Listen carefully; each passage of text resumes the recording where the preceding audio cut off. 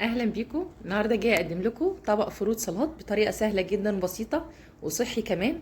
بجد هيعجبك. عندي قطع من المانجا، قطع جوافه، قطع موز، وعندي عصير مانجا خام انا محلياه بعسل النحل. هبتدي انزل بمكعبات المانجا مع الجوافه وقطع الموز، وابتدي اقلبهم مع بعض بالشكل ده كده. طريقته سهله جدا وبسيطه، فيه قيمه غذائيه عاليه، هيمدك بالطاقه. ممكن تاخدي طبق منه على الظهر قبل وجبة الغداء. بجد طعمه حلو قوي، القيمة الغذائية بتاعته عالية، مفيهوش سكريات عالية لان انا محلية المانجا بربع كوباية من عسل النحل او 3 معالق من عسل النحل، ويكون تقيل زي ما انت شايفة بالشكل ده.